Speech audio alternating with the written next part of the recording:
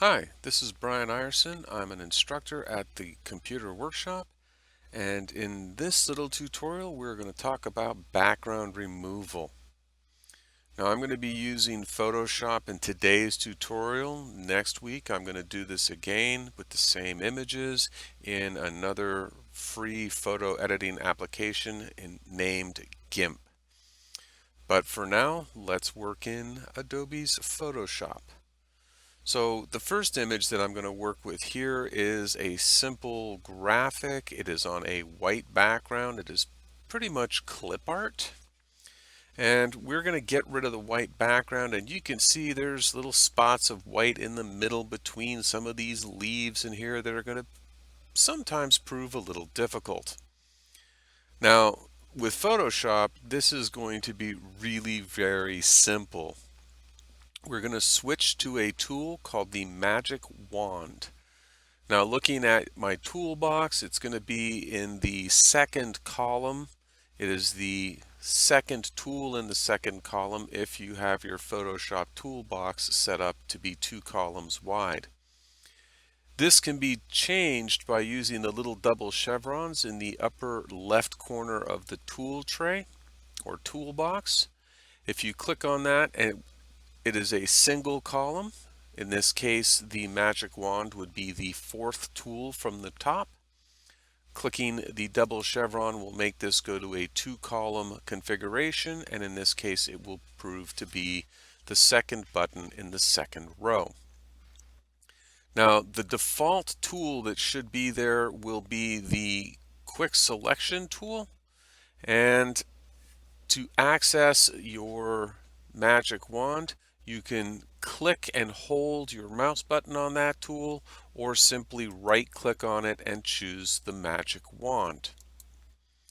Now when the magic wand is active, I'm going to come up to the top. Here is my tool options toolbar, and I want to make sure that I have a few things set.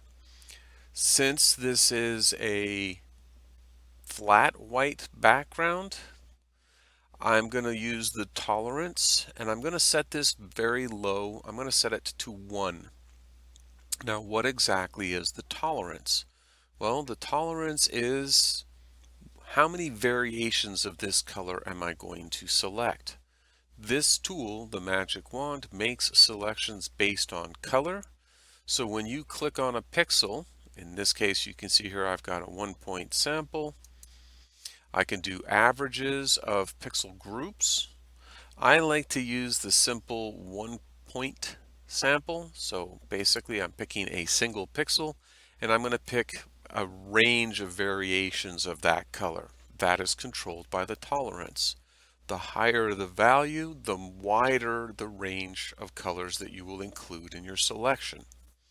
The lower the value, the narrower the range. Since this tool makes selections based on that color, I'm going to keep this tolerance very low because it is a simple white background.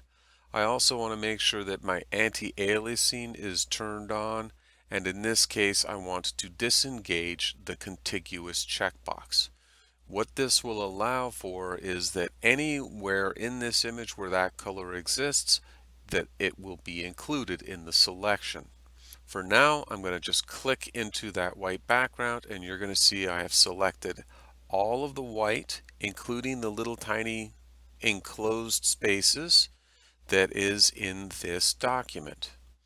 Now I do want to invert my selection. So in other words, I'm going to select everything except the white background. And to do this, I am going to simply come to the main menu, select, and I'm going to choose inverse. The keyboard shortcut, as you can see here, is Shift Control I. So I'm going to go ahead and give that a quick click, and you can see now the white is no longer selected, all of the color is selected. Once I have made my selection and inverted it, I want to take all of this information that is included in my selection and make it into a layer of its own. Now the easiest way to do that is to use the keyboard shortcut of Control J. Otherwise, you can come up to Layer in the main menu, choose New, and choose the option Layer via Copy. This will now give me a new layer, and I can quite literally just come down and turn off the visibility of the original layer, and I can export this. This is a super quick and easy way to remove a background from an image when that background is a simple single solid color. Do remember that the quality of the images that we download off the internet is not always going to be very good because they are low res for us to be able to upload and download quickly. So sometimes you may need to play with that tolerance to try and zero in tighter to your selection. Now the next image that I want to work with here will be a much more complicated image. You can see here we have all these pumpkins. We need to select them, and I'm not going to use my magic wand. In this case, it would not give me enough control.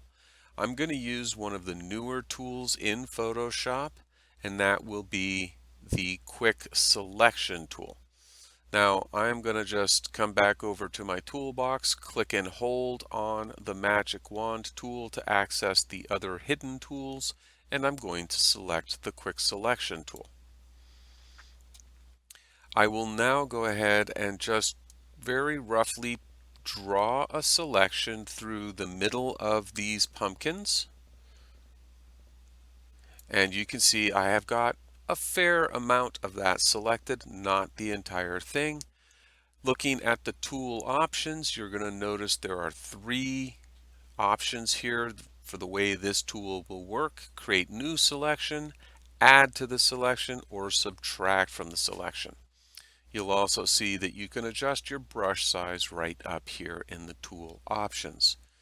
Now in this case, I'm going to just leave it as an add to, and I'm going to click into the remaining parts of the pumpkin and include those areas in my selection. I'm not going to worry too much if I pick up things outside that I'm not anticipating at the moment. So I've got a little bit here, and now I need to get that little part, and I've got the pumpkins completely included within my selection. Now there are other parts of the image that I no longer wish to keep included in the selection, so I'm going to switch to the subtract from the selection, and I'm going to just paint out the areas outside of the pumpkins that I am trying to in fact select. Sometimes a simple little single click will do the job rather nicely. Now, I've somehow deselected this pumpkin in the front, so I'm going to switch back to the Add to selection and just come down through that to include it. And that gets me pretty much where I want to be. I can continue to tweak things a little bit, try and get things a little narrower, a little bit more refined. And I now want to go ahead and clean this up even further. So while we have a selection actively engaged, using either the marquee tools, lasso tools, magic wand, or quick selection tools, you are going to notice that when these tools are active, you are going to have a select and mask. Older versions would have refine edge. We're going to go ahead and give that a quick click, and this is going to take us into a selection editor.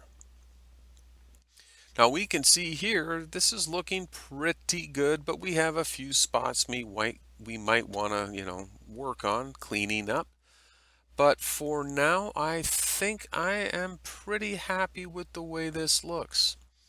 You can in fact look at edge detection in this side panel, so you can help refine that selection. I'm going to just bring that up a little bit. I'm going to smooth my selection, and that kind of gives me a nice softer edge. You can apply feathering to this, which again is going to sort of break the hard edge so that it looks a little more realistic. You can expand your selection or contract it. In my case, I'm going to contract it a little bit, and that's going to give me a really nice soft edged selection. And I am going to simply click OK. And then I'm going to do the same trick that I did before with the Control J to duplicate the copied or selected area as a copy, and I can turn off the visibility of my original layer, and I now have an image that I can export into any of my other web safe formats using these Save for Web commands. Thank you for watching today's video. If you've enjoyed what you've seen so far, please go ahead and subscribe to our channel. Tune in next week and see what comes up next. And until then, take care for now.